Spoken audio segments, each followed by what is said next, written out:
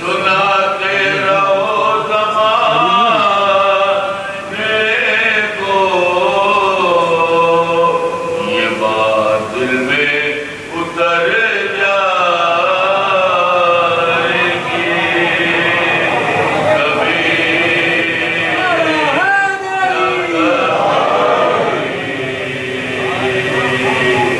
حدود شب سے گزر جائے گی۔ صلوات و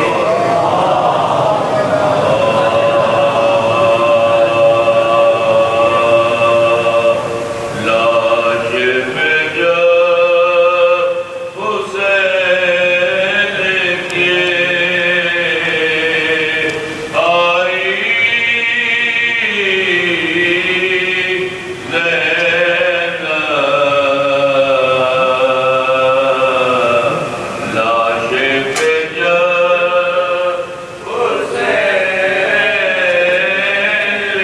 کی آئی زینب،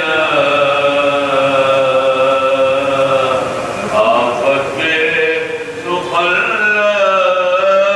پہ لائی زینب، بھائی نہ ملے گا مجھے تجھ سا بھائی، بھائی نہ ملے گا مجھے تجھ سا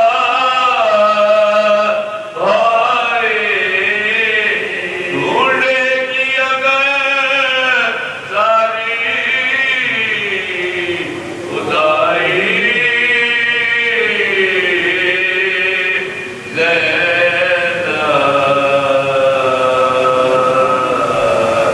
لاش پہ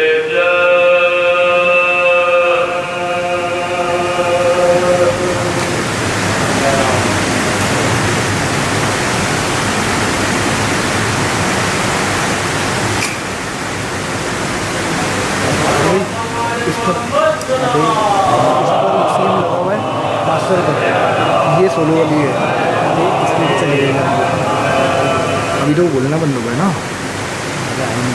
مشہودی آقا حسین علیہ السلام بلند تر صلوات۔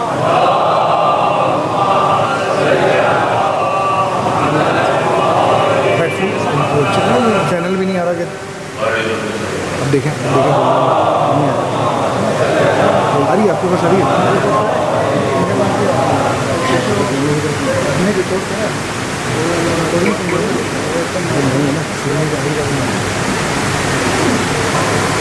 چینل شو ہو رہا ہے تمہارے پاس؟ حسین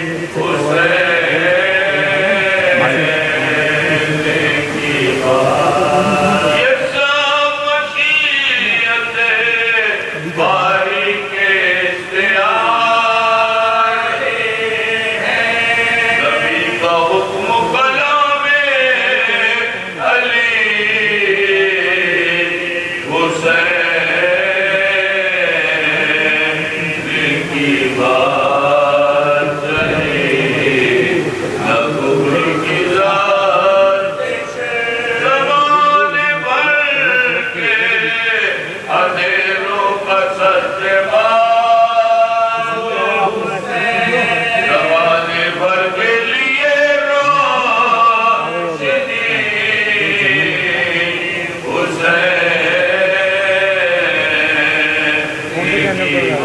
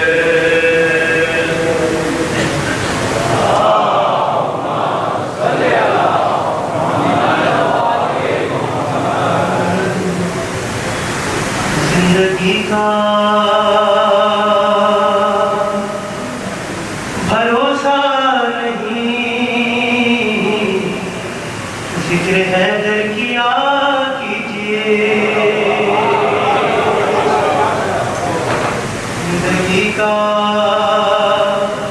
بھروسہ نہیں، ذکر حیدر کیا کیجئے کہ عاقبت بھی سنور جائے گی، یہ فریضہ ادا کیجئے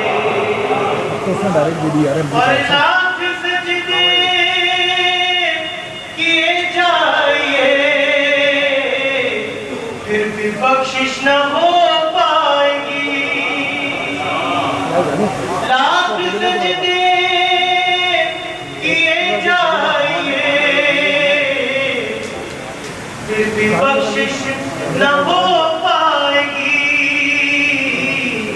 یہ محمد کا فرمان ہے، ان کے در سے وفا محمد کا فرمان ہے، ان کے در سے وفا کیجئے کہ بغض حیدر ہے بغض نبی، یہ نجاست ہے سب سے بڑی، بھائی بغض حیدر ہے بغض نبی، یہ نجاست ہے سب سے بڑی، جو علی سے عداوت رکھے روم سے رہا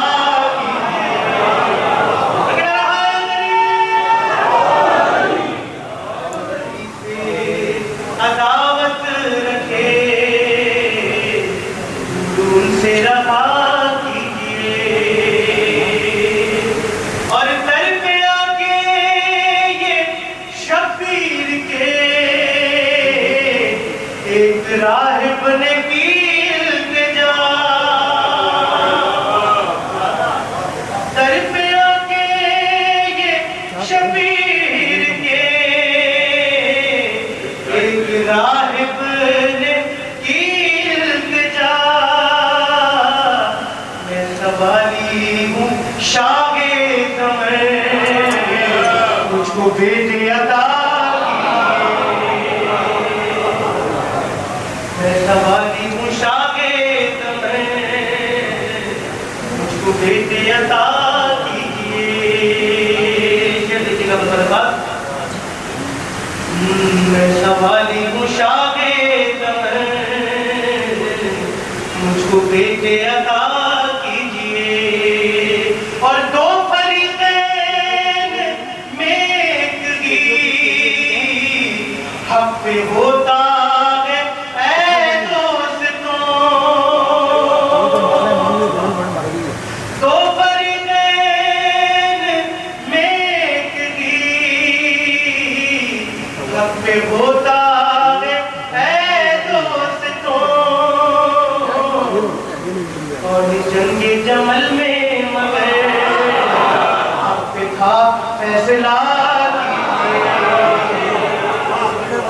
جنگ جمل میں مگر حق پہ تھا فیصلہ کیجئے، اور یاریاں مختار ہیں انبیاء کے مددگار ہیں، یاریاں مختار ہیں انبیاء کے مددگار ہیں، اتنے مومن ہے عقدہ کشا، ان کی حاجت روا کیجئے،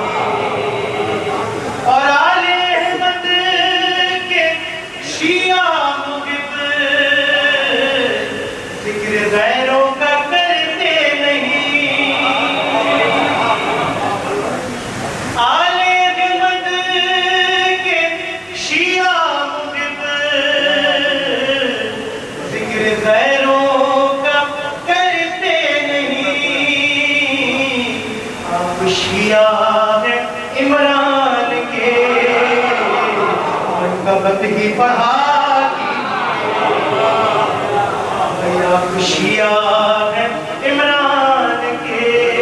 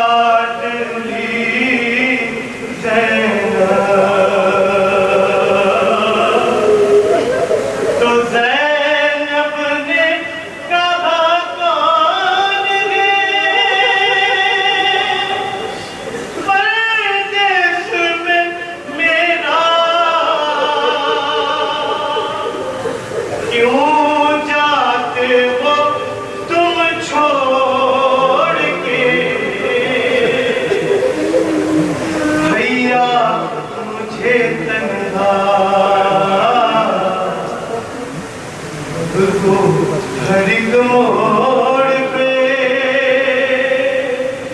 تڑپائے گی دنیا یاد آؤ گے بھیا ہے یاد آؤ گے بھیا بات آپ کی ہوگا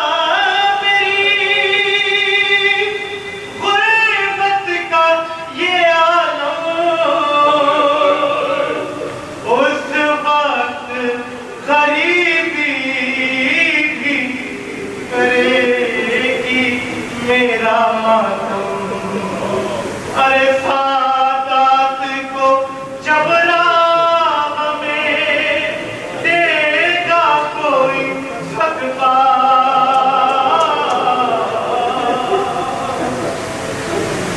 یاد آؤگے بھیا یاد آؤگے بھیا اور یاد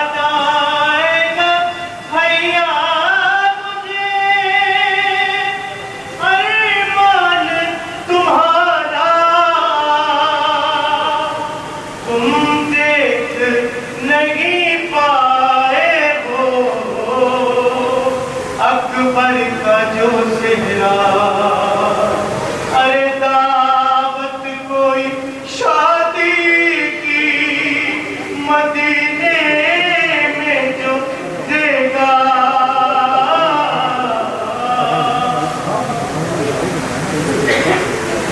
یاد آؤگے بھیا اور اتنا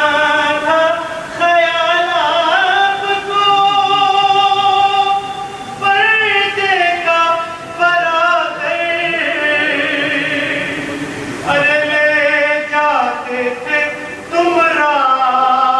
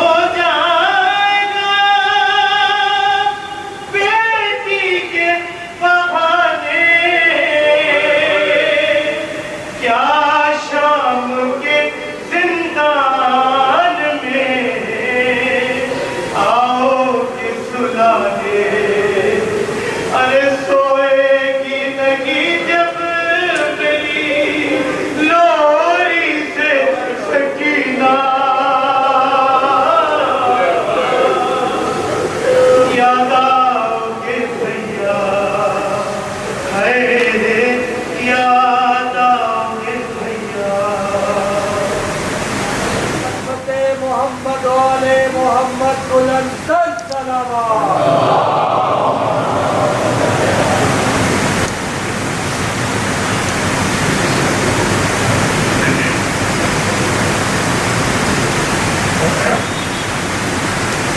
اعتماد سے بھی سورہ حمد حقیقت سورہ اخلاص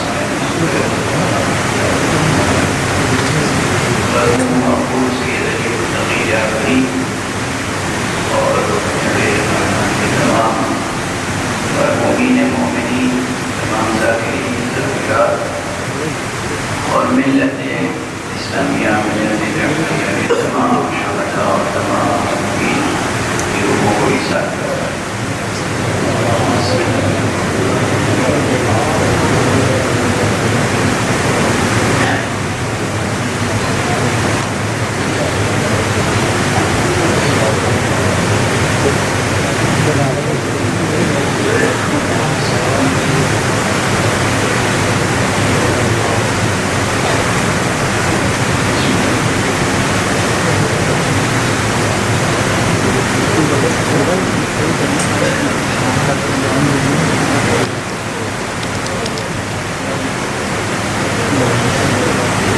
اپنی مخصوص دعاؤں میں جناب سید نجم الحسن جعفری صاحب پروردگار نے صحت کاملہ اور اس طریقے سے وہ ہمیشہ عزاداری کا اہتمام کیا کرتے تھے، اسی اہتمام سے اسی شوق و شوق کے ساتھ وہ عزاداری کا اہتمام کروائیں اور یہ روح یہ اسپرٹ ان کی نسل میں ان کی ذریت میں بیٹوں میں بیٹیوں میں دامادوں میں پوتوں پوتیوں میں نواسوں نواسیوں میں سب میں جاری و ساری رہے اور ہر مومن گھرانے میں شمع عطائے حسین روشن رہے. اعوذ باللہ من الشیطان الرجیم. بسم الله الرحمن الرحيم. الحمد لله رب العالمين والصلاة والسلام على أشرف الخلائق أجمعين سيدنا وسيد الأولين والآخرين حبيبنا وحبيب إله العالمين شفيع المذنبين ورحمة للعالمين أبي القاسم المصطفى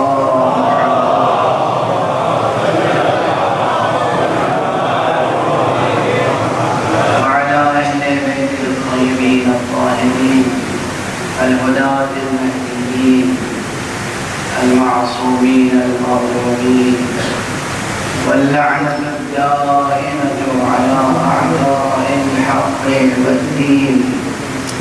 أما بعد فقد قال الله تعالى عز اسمه في محكم كتابه ومتقن خطابه.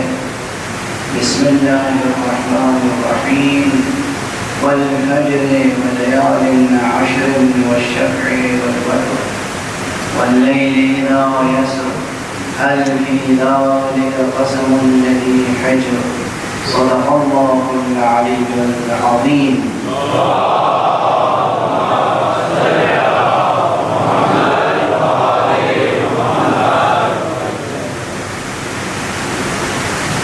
جو بھی اہل توحید ہے، جو بھی حقیقت توحید میں اہل تحقیق ہے، اور جو بھی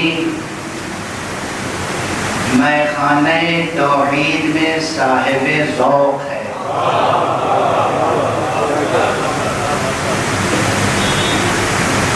وہ جانتا ہے اس پر یہ حقیقت منکشف ہے، اس کے آئینے فطرت میں یہ حقیقت منجلی ہے کہ فجر ازل سے فجر ابد تک ایک ہی نور کی تابانی، فجر ازل سے فجر ابد تک ایک ہی نور کی تابانی، روشن کرتی جاتی ہے ہر سورج چاند کی پیشانی۔ نور پیسل پاک رہے سلام بلند کر سلامات۔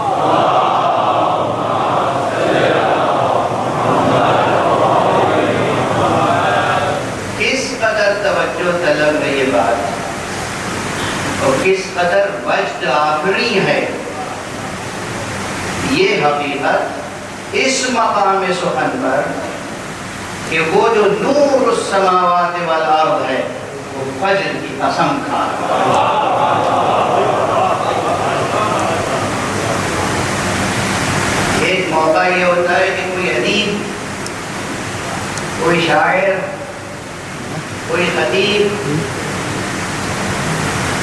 اپنے شاعرانہ اور ادبی وجدان اور ذوق کے ساتھ فجر کی قسم کھائے، اور ایک موقع یہ ہے کہ وہ جو نور السماوات والارض ہے وہ فجر کی قسم کھائے۔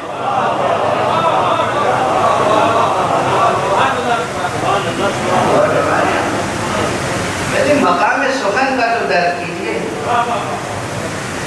کس مقام سخن سے گفتگو، اور جب وہ کہ جو نور السماوات والارض ہے، اور وہی وہ نور ہے جس کی تابانی تمام سورجوں کی پیشانی کو روشن کرتی ہے، تمام ستاروں کی پیشانیوں کو روشن کرتی ہے، بلکہ ذرے ذرے کے دل و جگر کو روشن کرتی ہے، جس نے وہ قادر، وہ نور السماوات والارض، وہ نور السماوات والارض، وہ نور السماوات والارض جس نے نور کو سورج میں روشن کیا اور ذروں میں چھپا کے رکھ دیا۔ صلوات پڑھیے محمد۔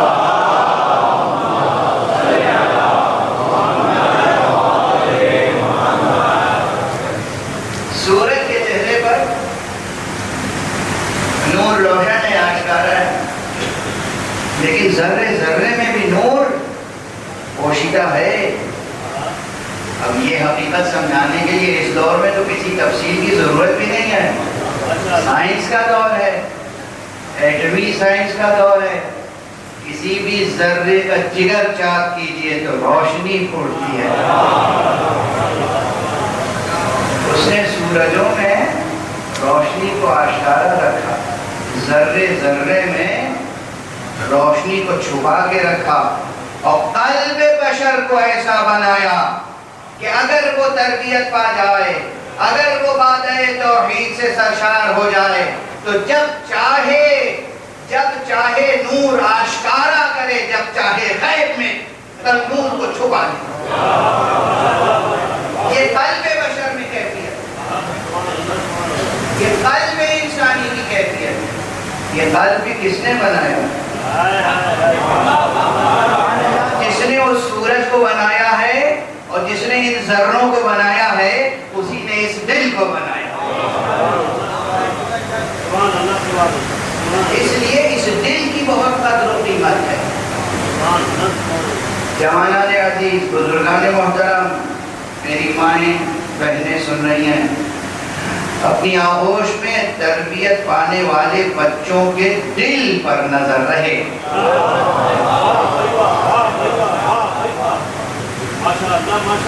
ان کے قلب کی تربیت ہو، ان کے دل پہ نظر رہے، اور یہ دنیا دار غفلت ہے، یہ بکھرا ہوا غبار آسمان ہے، یہ بیٹھا ہوا غبار زمین ہے۔ اگر اس دار غفلت میں اور خاکنائے دہر میں اس دل پر کہیں غبار آ جائے تو مجلس عزا میں لے آؤ تاکہ اشک عزا سے دھل جاؤ۔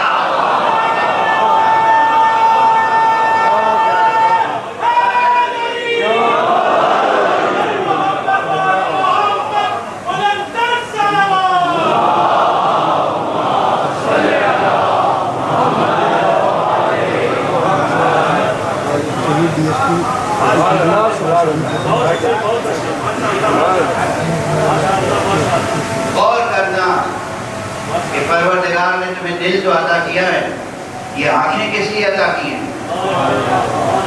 آنکھیں عطا کی ہیں دیکھنے کے لیے، تو اس میں آنسو کیوں آتے ہیں؟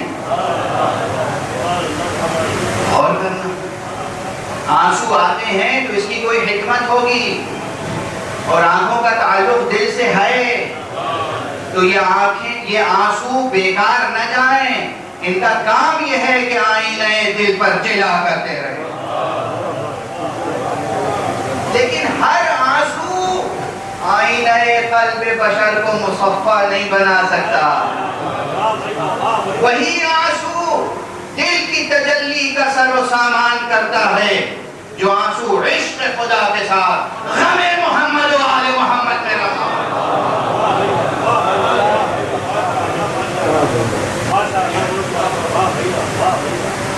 پروردگار آپ کی ذہانتوں کو اور ذوق کو پروان چڑھائے۔ میں کچھ عرض کر رہا ہوں اور آپ اس عرض کو اپنے پورے وجدان کے ساتھ قبول کر رہے ہیں، اور فرمائیے کہ اس نور السماوات والارض نے فجر کی قسم کھائی۔ تو بہت سی چیزوں کی قسمیں کھائی ہیں قرآن مجید، لیکن جہاں جس شے کی قسم کھائی ہے وہاں اس شے کی معنویت میں اضافہ ہو گیا ہے۔ میری نظر سے مفسر کی یہ سطریں گزری، انہوں نے کہا کہ قرآن مجید میں جن جن چیزوں کی قسمیں حق سبحانہ و تعالیٰ نے کھائی ہیں، لوگ اس میں تقدس کا پہلو تلاش کرتے ہیں، حالانکہ یہ ضروری نہیں ہے کہ اس میں تقدس پایا جاتا ہو۔ ارے بھائی، اگر پہلے تقدس نہیں پایا جاتا تھا تو کم سے کم جب حق سبحانہ و تعالیٰ نے اس کی قسم کھا لی، اب تو مقدس ہو گئی۔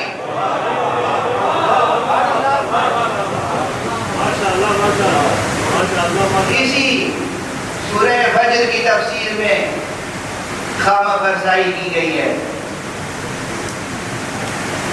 اور یہ جملے اس فقیر کے جو کبھی عرض کیے تھے ذہنوں میں ہوں گے کہ یہ مقام آیات متشابہات میں سے، آیات متشابہات، اس میں کوئی شک نہیں، لیکن قرآن مجید کا نظام یہ ہے، لطف پروردگار یہ ہے، لطف باری یہ ہے۔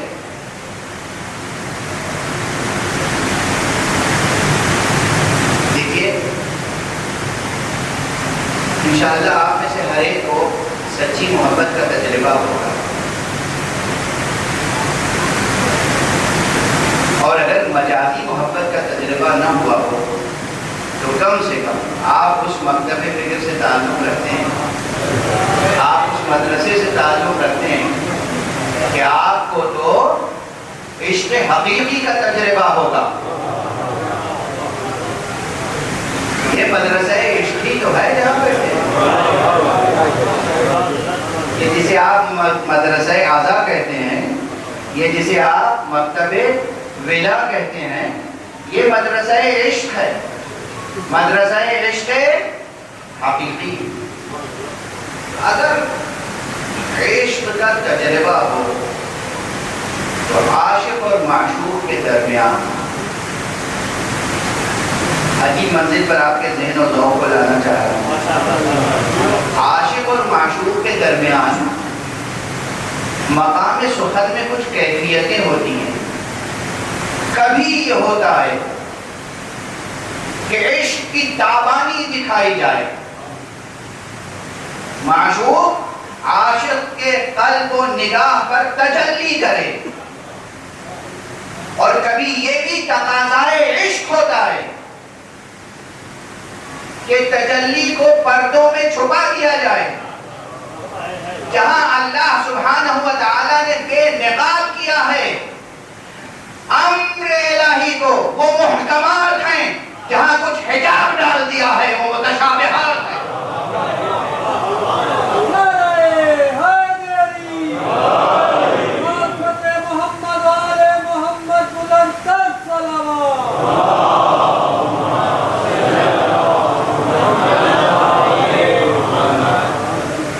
اب آج اس مختصر مجلس میں موقع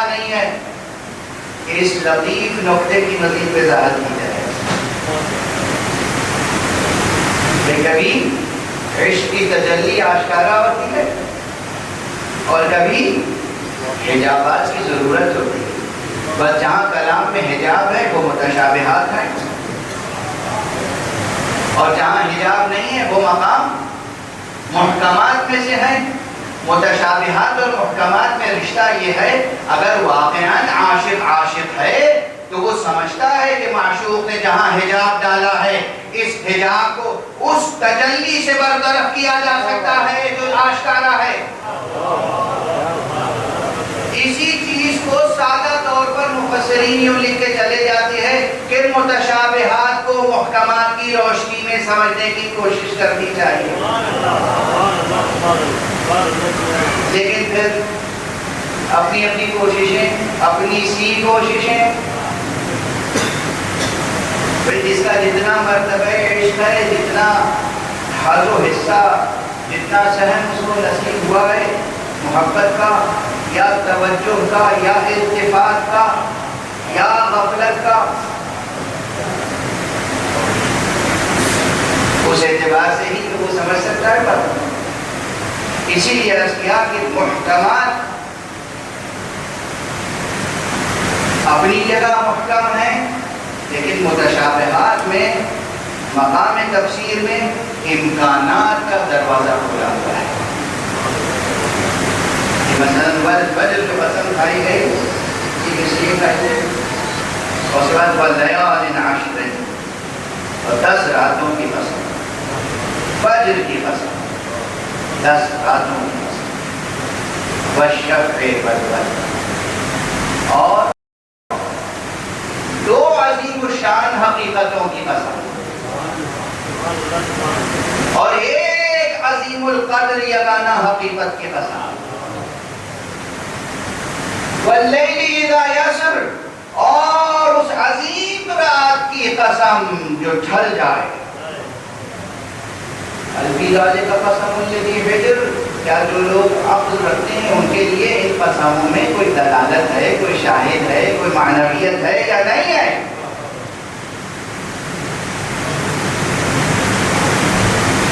آج اس مجلس میں مختلف اور متفاوت ذوق کے افراد ہوتے ہیں، سب فلسفی تو نہیں ہوتے، سب دیوانی معرفت کے ڈکشن پر نظر رکھنے والے نہیں ہوتے. اس لیے گفتگو جو ہے وہ اس طرح کرنی پڑتی ہے کہ کچھ نہ کچھ تبرک معنی سب لے کر جائیں.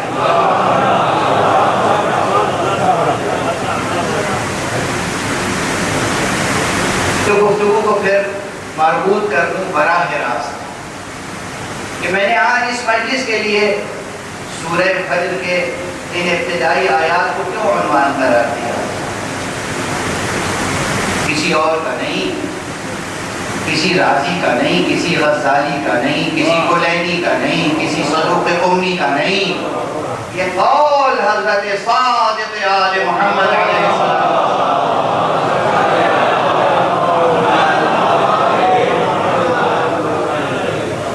اس میں فرمایا ہے کہ سورہ فجر سورہ حسین ابن علی ہے. کیا نسبت ہے؟ تیزی سے جملہ اثر کو قرآن مجید میں اور صحائف عرفانیہ میں معرفت کے صحیحوں میں معرفت کی اپنی زبان ہوتی ہے. میں کیسے جوانوں کو، یہ جو سائنس کے اسٹوڈنٹس ہوں گے یہاں پر، ان کو سمجھاؤں کہ ایک ہی لفظ ہوتا ہے اور اس کے معنی بالکل مختلف ہوتے ہیں. اب عام لوگوں کے لیے ٹرانسلیشن کا لفظ کیا ہے؟ نہیں ترجمہ، لفظوں کا ترجمہ، ٹھیک ہے نا، انگریزی سے اردو میں. اور جو بچے جینیٹکس میں، بایولوجی میں، جینیٹکس میں کام کرتے ہیں ان کے لیے پوچھیے گا ٹرانسلیشن کی ڈیفینیشن کیا ہے. لفظ ایک ہے، مگر معنی میں زمین کا آسمان فرق ہے. وہاں وہ کروموزومز کا اپنا ایک ریئیکشن کا سلسلہ ہے جسے ٹرانسلیشن کہتے ہیں, اور یہاں الفاظ کو ایک زبان سے دوسری زبان میں منتقل کرنے کو ٹرانسلیشن کہتے ہیں. تو لفظ ایک ہے مگر معنی میں کتنا تفاوت اور فرق ہے. اسی طرح ہماری عام زبان میں جو الفاظ ہیں, کبھی کبھی وہی الفاظ معرفت کی کتابوں میں, معرفت کے صحیفوں میں بھی مل جاتے ہیں, مگر معنی بہت مختلف ہے. یہاں جب ہم کبھی کہتے ہیں دن اور رات, تو مراد ہے دن اور رات, یہ جو گزر جانے والے ہیں, یہ جو لمحہ لمحہ بکھرتے ہوئے وقت کا مجموعہ ہے, اسے ہم دن اور رات کہتے ہیں. اور جب صحیفہ معرفت میں کسی کے لیے دن کا لفظ استعمال ہوتا ہے تو وہ ہمیشہ ہمیشہ سرمدی ثبات کے ساتھ قائم رہنے والے وجود کو کہتے ہیں. یعنی کبھی فجر کے بعد طلوع ہونے والے آفتاب اور شام کو غروب ہو جانے والے آفتاب کے درمیان کی ساعتوں کو دن کہتے ہیں, اور کبھی اس ذات کو دن کہتے ہیں کہ جو طلوع ہو جائے تو کبھی غروب نہیں ہوتی.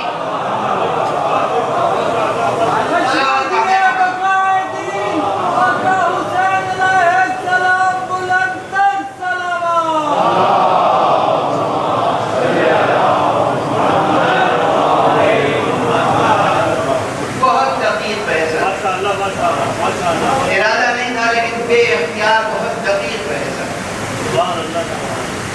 یعنی قرآن جب باللیل کہے تو عجب نہیں کہ کوئی ایسی مقدس ہستی مراد ہو جو ہمیشہ نقاب میں رہتی ہو.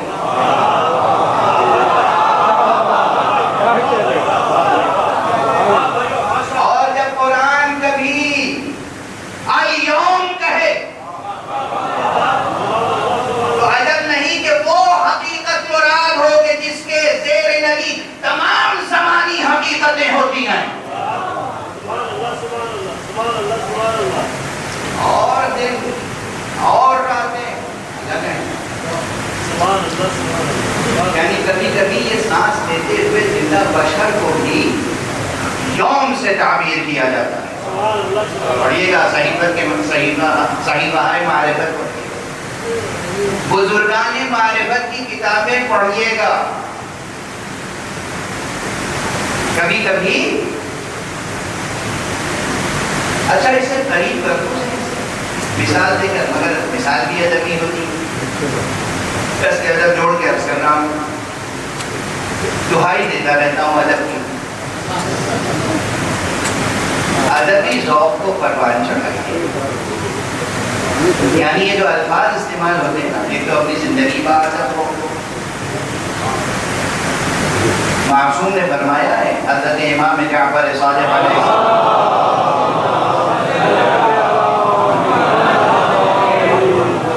اور حضرت جو فرماتے ہیں وہ فرمان ان کا نہیں ہوتا, وہ فرمان نبوی ہوتا ہے. اور فرمان نبوی نہیں ہوتا, صرف وہ ارشاد الہی ہوتا ہے. فرمایا الدین کلہ ادب, دین تو کل کا کل ادب ہے. ادب نفس, ادب روح, ادب ذہن, ادب نکاح, ادب کلام, یہ سب محیط ہے. ادب تو زندگی با ادب ہو, نفس با ادب ہو, زبان با ادب ہو. اور اگر کہیں بازاروں میں جا کر مجبوراً بازاری زبان استعمال کرتے ہوں تو کم سے کم اتنا تو کرم کریں کہ ارباب ادب کے درمیان بیٹھ کر ادبی اقدار کا پاس و لحاظ رکھیں.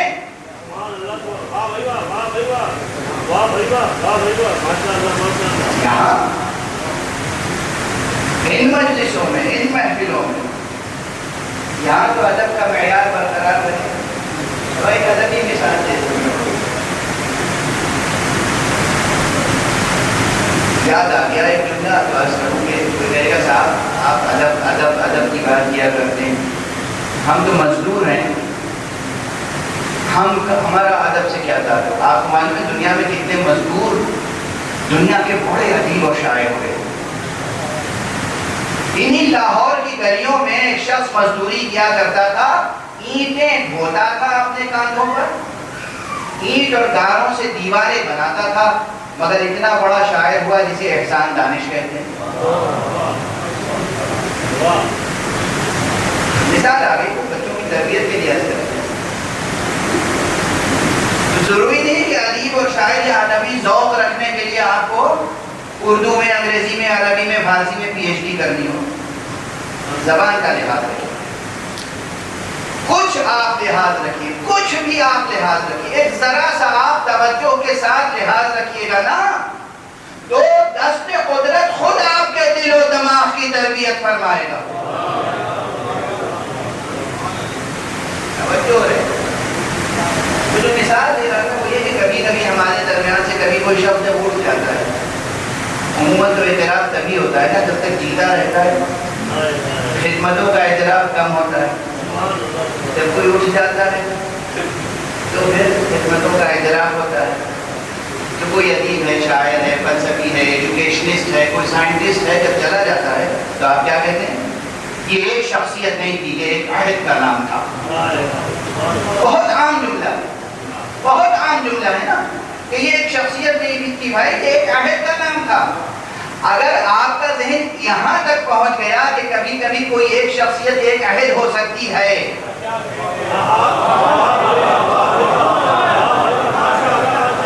تو پھر صحیفہ معرفت کی عبارت سمجھنا آسان ہو جائے گا کہ کبھی کبھی الیوم کسی معصوم کی ذات ہو سکتی ہے۔ صلوات پڑھیں محمد۔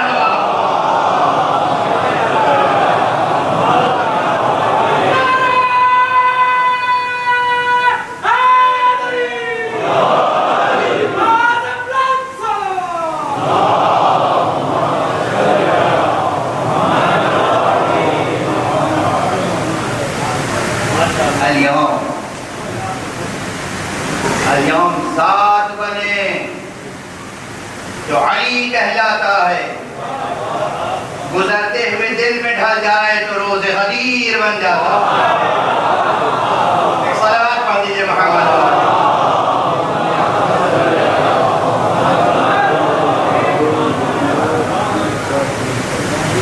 یہاں کا جو سلسلہ ہے، پلٹ کے وہاں آ جاؤں کہ جہاں سے بات شروع ہوئی، قسم کھائی گئی والفجر، فجر کی قسم۔ اللہ اس فجر کے امکانات بہت ہیں کہ کیا کیا ہو سکتا ہے۔ فجر ازل ممکن ہے، فجر وجود ممکن ہے، فجر ایجاد ممکن ہے، فجر ظہور علم ممکن ہے، فجر ظہور عصمت ممکن ہے، فجر ظہور خاتمیت ممکن ہے، فجر ظہور ولایت ممکن ہے، فجر ختم نبوت ممکن ہے، فجر ختم ولایت ممکن ہے۔ یہ سب امکانات، یہ ہر ایک ترکیب جو ہے نا، دو کلمات پر مشتمل، یہ ایک تقریر چاہتی ہے۔ اسے گرا میں باندھ دیجیے گا، اس کی تشریح کے لیے ایک تقریر کم سے کم درکار ہے۔ فجر کی تفسیر کے امکانات بہت ہیں، اور اس کے بعد پھر وَلَيَالٍ عَشْرٍ، 10 راتوں کی قسم۔ بہت فکر انگیز بات ہے کہ پورے 360 دنوں کے ساتھ ہی 10 راتیں ہیں جن کی قسم ہے۔ اور یہ بھی یاد رکھیے گا کہ یہ ازل سے ابد تک جاری و ساری سلسلہ زمان و مکان میں ہر سال یہ 10 راتیں دہرائی نہیں جاتی ہوں گی۔ یہ 10 راتیں ہیں جو پورے تقویم تخلیق عالم و آدم میں ایک امتیاز رکھتی ہیں، اور اسی لیے قسم کھائی گئی۔ انحراف کر کے نہیں گزر سکتا، اور کسی بھی مقام کی تفسیر، خاص طور سے وہ لوگ جو قرآن مجید میں ایک مخصوص نظم کے قائل ہیں، نظم کے تو ہم بھی قائل ہیں مگر ہم نظم مشیت کے قائل ہیں، ہم نظم مشیت کے قائل ہیں، لیکن جو لوگ ظاہری نظم کے قائل ہیں انہیں یہ غور کرنا چاہیے کہ ایک سورہ ہے، اس سورے کے مطلع کو دامن میں، اس کے وسط میں، اس کے ذیل میں جو آیتیں ہیں ان سے جدا کر کے اس کی تفسیر کیسے مکمل ہو سکتی ہے؟ اور جب سورہ آگے بڑھتا ہے تو اس میں کون سی آیت ہے؟ کن کرداروں سے روشناس کیا گیا ہے؟ والفجر وليال عشر والشفع والوتر والليل إذا يسر هل في ذلك قسم لذي حجر ألم تر كيف فعل ربك بعاد إرم ذات العماد. یہ جو عاد اور اس کے بعد ثمود اور اس کے بعد فرعونوں کا تذکرہ ہے اور ان کے انجام کا تذکرہ ہے، یہ کس لیے تذکرہ ہے؟ تاکہ انسانوں کو، انسانی معاشرے کو، قرآنی معاشرے کو یہ بات بتا دی جائے کہ نظام قدرت میں، مقاصد الہیہ میں، مقاصد قرآنیہ میں ظلم کی کوئی گنجائش نہیں ہے. اہداف الہی میں، اہداف قرآنی میں، مقاصد قرآنی میں قیام عدل سب سے بڑی چیز ہے. قیام عدل، قیام انصاف، قیام قسط، عادلانہ معاشرہ ہو اور ظلم کے خلاف آواز بلند کی جائے. خدا کو نہ ظلم پسند ہے نہ ظالم. خدا کو وہ مظلوم بھی پسند نہیں ہے جو ظلم کا حصہ بن جائے. خدا کو وہ مظلوم عزیز ہے جو آخری سانس تک ظلم کا صبر و رضا و شجاعت و استقامت کے ساتھ مقابلہ کرتا ہے.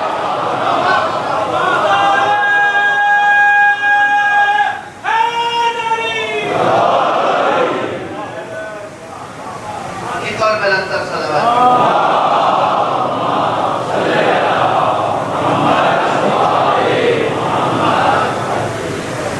نہ ظلم پسند ہے نہ ظالم، نہ وہ مظلوم جو اپنے ارادے اور اختیار سے ظالم کو قبول کر لے.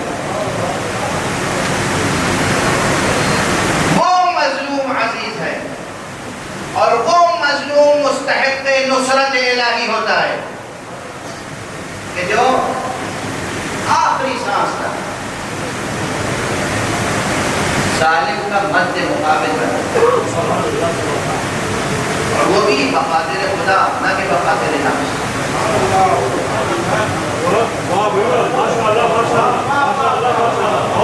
ظالم کا مقابلہ اپنی خاطر نہیں، خدا کی خاطر. یہ خیال ہے. اس لیے بات میں نے اہل توحید کے کلمے سے شروع کی، جو سچا اہل توحید ہو، جو حقیقت توحید میں اہل تحقیق ہو، جو میخانہ توحید میں ذوق بادہ گزاری رکھتا ہو، وہ جانتا ہے کہ اپنی خاطر، اپنی انا کی خاطر، اپنی ذات کی خاطر کچھ نہیں کیا جاتا. ظالم کا مقابلہ کرو تو خدا کی خاطر.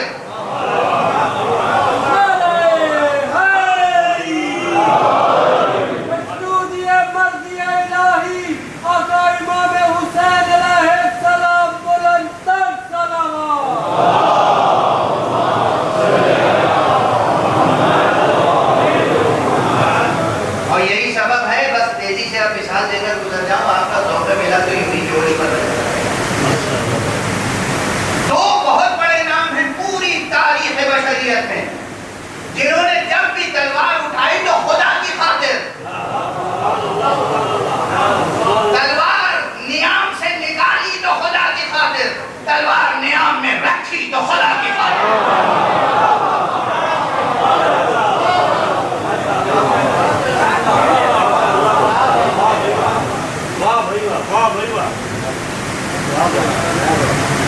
اور آپ کے ذہنوں میں وہ نام روشن ہے.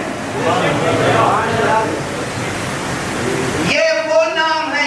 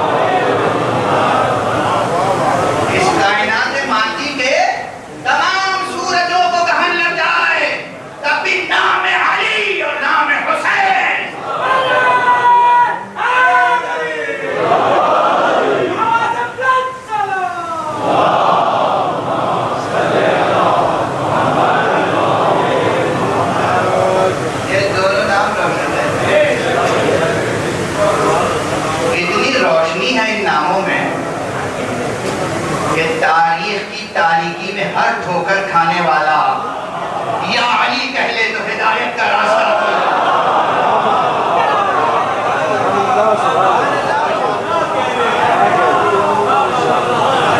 کیا روشنی ہے، کیا تابانی ہے، کیا تابناکی ہے، کیا تابکاری ہے۔ کسی کی زندگی میں لگاتار مسلسل اگر تاریک رات چھائی رہے، ایک بار پورے جذبے سے یا علی کہہ کے تو دیکھیں۔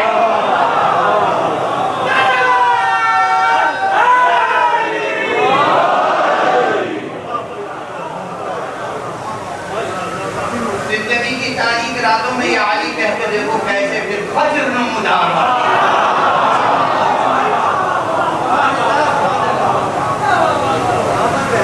عرفان مولا کائنات علی بن ابی طالب بلند تر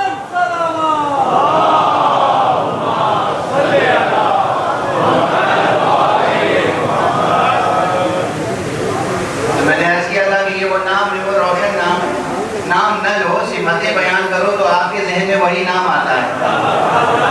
اچھا خدا کی قسم یہ تجربہ ہے نا آپ کا، ہم علم کا تذکرہ کریں تو علی ذہن میں آتے ہیں، ہم شجاعت کا تذکرہ کریں تو علی ذہن میں آتے ہیں، نام لینے سے پہلے ذہن میں آ جاتے ہیں۔ شجاعت کا تذکرہ کریں، صبر کا تذکرہ کریں، تسلیم و رضا کا تذکرہ کریں، علم کا تذکرہ کریں، ثبات قدم کا تذکرہ کریں، اور میدان حرب میں فتح کا تذکرہ کریں، میدان صلح میں صلح کا تذکرہ کریں۔ ہم تذکرہ کہیں کریں کسی امر کا، کسی قدر کا، کسی حقیقت کا، نام علی ذہن میں روشن ہو جاتا ہے۔ جب آپ کی کیفیت یہ ہے تو پھر ہم سے کیوں پوچھتے ہیں قرآن میں علی کا نام کیوں نہیں؟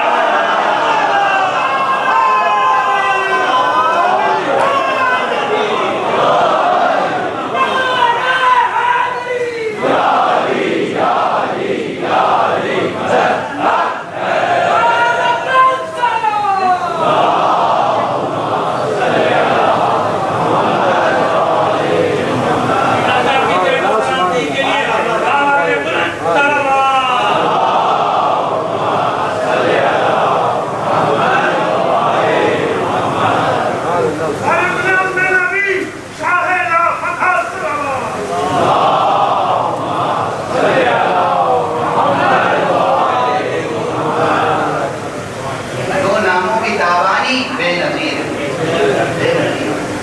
تو ایک نام ہے، انہوں نے تلوار اٹھائی تو خدا کے لیے، تلوار نیام میں رکھی تو خدا۔ میں یقیناً یہ روایت مجھے بہت عزیز ہے، اسے میری زبان سے پہلے بھی سنی ہوئی ہے۔ میدان جنگ ہے،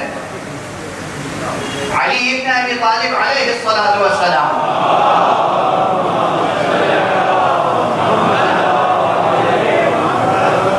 حکم خدا اور رسول سے مصروف کارزار ہیں، یعنی گئے ہیں میدان میں خدا کے لیے، تلوار اٹھائی ہے خدا کے لیے۔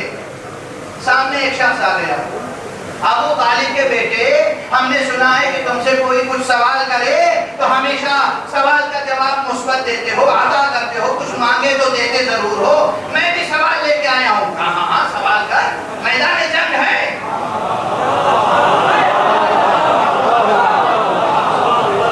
میدان جنگ ہے تو اپنی تلوار دے دیجئے، بے دلیل ایک لمحہ، یعنی جسے کہتے ہیں پلک جھپکنے کی دیر نہ ہوئی، یہ لے تلوار۔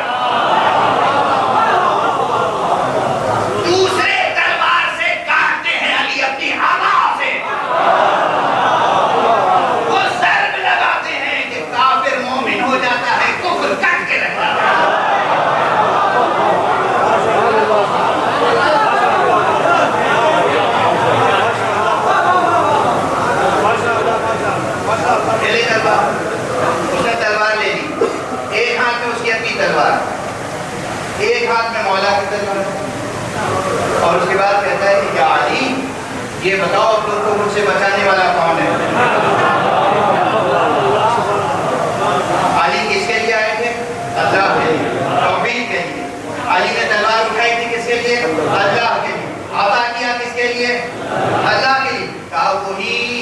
جس نے اب تک تجھ کو میری تلوار سے بچایا.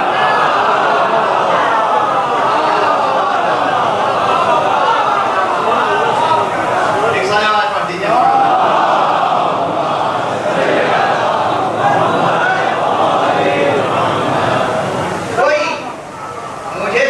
وہی بچائے گا جس نے اب تک تجھ کو میری تلوار سے بچایا. جملہ ہی تو تھا مگر کسی اور کا جملہ نہیں تھا. لسان اللہ علی کا جملہ تھا. علی کی شمشیر پیکر کو 2 ٹکڑے کر کے رکھ دیتی تھی. علی کے جملے نے اس کے دل میں بیٹھے ہوئے کفر کو 2 ٹکڑے کر دیا.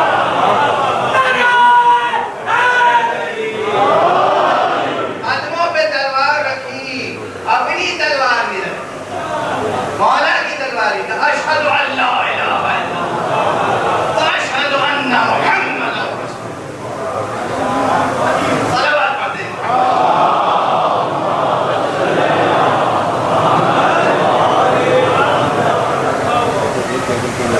اب اگر میں اپنے ذوق کے مطابق اسی طرح مثالیں دیتا چلا جاؤں تو بہت اس وقت سرکار ہوگا. اس لیے بس دامن بیان جو شان مولا امیر المومنین وہی شان مولا امام حسن, وہی شان مولا امام حسین. کہ تلوار اٹھاتے ہیں تو خدا کے لیے, تلوار نیام میں رکھتے ہیں تو خدا کے لیے. کربلا میں جتنی دیر تک حسین نے تلوار اٹھائی مشیت کی بات, یہاں تک ایک موقع آیا جسے کہتے ہیں کہ جیسے آقا حسین کے کانوں میں ایک صدا آئی, یا ایتھا النفس المطمئنہ ارجعی الی ربک راضیۃ مرضیہ. اسی سورہ فجر کی آخری آیت ہے, اسی سورہ فجر کی, سورہ حسین ابن علی. اے نفس مطمئنہ پلٹا اپنے رب کی طرف. حسین دنیا میں بہت جہاد کر لیا, اب آ جاؤ اپنے رب کی بارگاہ میں. آ جاؤ حسین اپنے رب کی بارگاہ میں. وہ تلوار جو خدا کی خاطر چل رہی تھی اب وہ تلوار نیام میں چلی گئی. گویا کہ معشوق حقیقی کی آواز سنی اور سر سجدے میں جھک گیا.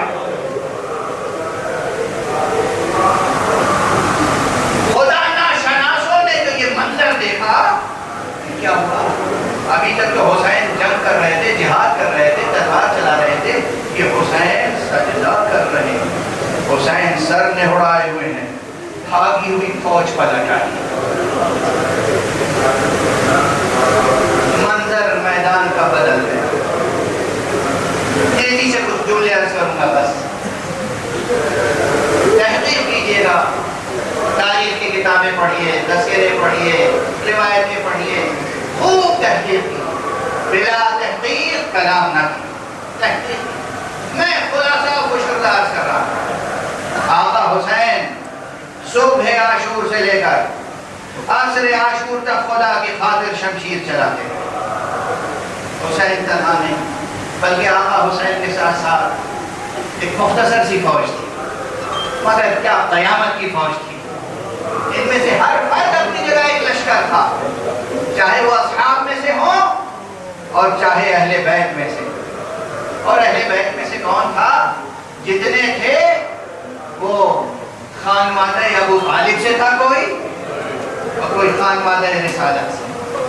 اور یہ دونوں خانوادے وہ ہیں کہ مرد, کہ جسے کہنا چاہیے کہ مرج البحرین التقیان. یہ دونوں سلسلے جڑے ہوئے ہیں. خانوادہ ابو طالب, خانوادہ رسالت, دونوں کے لہو جڑے ہوئے ہیں. دونوں کے لہو ایک دوسرے میں ممزوج ہے, مختلف. اصحاب ہوں یا بنو ہاشم, اصحاب ہوں یا اولاد عقیل و جعفر, اصحاب ہوں یا اولاد حسن و حسین, ایک کے بعد ایک میدان میں گئے. اڑ گئے, حبیب گئے, زہیر گئے. اور کربلا کی تاریخ غور سے پڑھیے گا تو اندازہ ہوگا کہ تقریباً تمام اقوام و ملل کے افراد شریک ہیں کسی نہ کسی رتبے میں. رنگ اور نسل کا ہر فرق مٹ گیا کربلا. جتنے حق شناس و حق طلب تھے سب زیر پرچم حسین آ گئے. بے پناہ جہاد کیا سب نے. اکبر نے جہاد کیا. شبیہ ہے پیغمبر اکبر اور سورج سے سینے پر نیزہ کھا کے اس دنیا سے. قاسم نے جہاد کیا اور چاند سے سینے پر. گھوڑوں کی ٹاپوں سے اس طرح پسلیاں چور چور کی گئی. اتنے زخم کھائے اپنے سینے پر. امام حسین کو کہنا پڑا میرے لال میں تم سے شرمندہ ہوں. تم نے مدد کے لیے پکارا اور میں مدد کے لیے پہنچ نہ سکا. اور یہ محضر جہاد و شہادت کو ہے جہاں اکبر اور قاسم اور مولا محمد سے لے کر اصغر تک کچھ ماہ وہ شیرخوار حسین تھا. وہ بھی ایک مجاہد تھا. اور کربلا میں اکبر اصغر سے کمتر نہ تھے اور اصغر اکبر سے کمتر نہ تھے. سب قربانیاں پیش کرنے کے بعد آخری قربانی سرکار سید الشہداء. آخری قربانی سرکار سید الشہداء کی تھی. مجھ میں اب طاقت نہیں ہے کہ تمام مناظر اور تمام مراحل گزارش کروں. بس یہ کہ آقا نے جیسے ہی سر نہڑایا ہے ایک تیر آیا جو آقا کے سینے پہ لگا.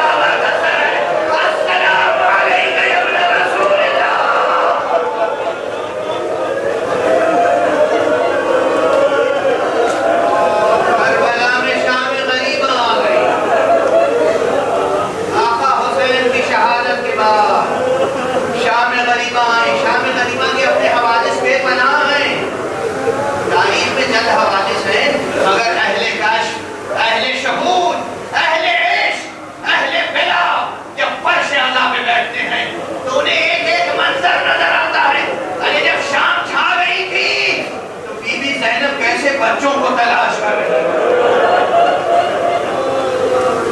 کربلا کے بر میں جب شام آ گئی تو چھوٹے چھوٹے بچوں کو مائیں تلاش کر رہی تھی.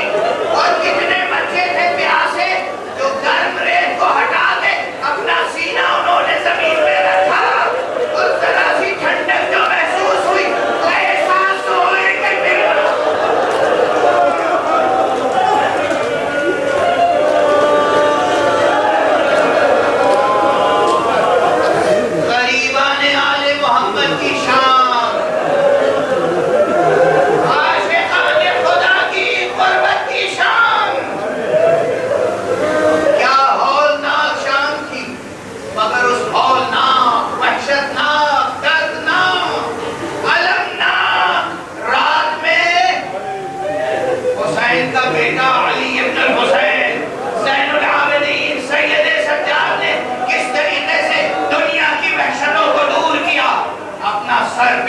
اپنا سر خاک پر رکھا, پیشانی سجدہ خالق میں رکھی اور ایک ہی جملہ تھا لا الہ الا اللہ حقا حقا, لا الہ الا اللہ ایمانا و تصدیقا, لا الہ الا اللہ عبودیتا و رقا, سجدت لک یا رب عبودیتا و رقا, تعبدا و رقا. یہ سلسلہ جاری تھا اور اس سجدہ گزار کی حفاظت کرنے والی ایک خاتون تھی جو دلایا پھر رہی تھی, وہ زینب کبریٰ, جو اب جان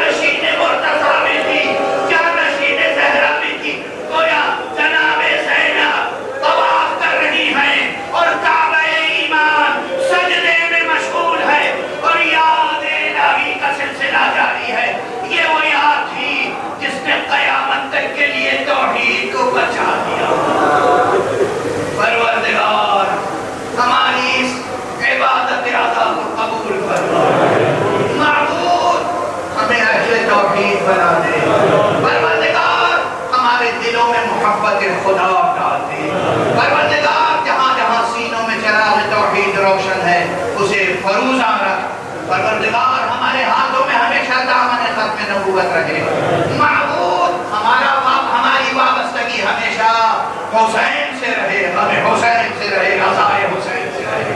پروردگار ہمیں آنکھیں دی ہیں تو ان آنکھوں کو ہمیشہ ہمیں حسین میں اشک باری کا شرف عطا فرما. پروردگار ہماری ذریتوں میں، ہماری نسلوں میں قیامت تک ارباب توحید اور اہل بلا کو خلق فرمانا. پروردگار تجھے واسطہ ہے حسین کا، تجھے واسطہ ہے سید سجاد کا، تجھے واسطہ ہے زینب کبریٰ کا، تجھے واسطہ ہے شہدائے کربلا اور اسیران کربلا کا. اب اپنے عادل کے پرچم کو لہرا دے اور امام عادل اپنے ولی آخر کو اس نے ظہور عطا فرما اور ان کے ہاتھوں سے اپنی عدالت و رحمت و راحت